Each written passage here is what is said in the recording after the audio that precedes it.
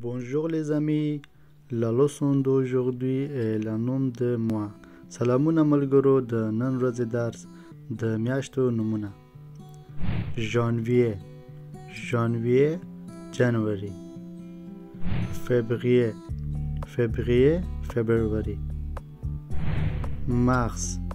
مارس مارچ. avril اپریل. مئی juin جون. juillet july. août august.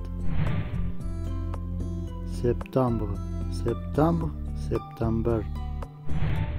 octobre october. novembre décembre.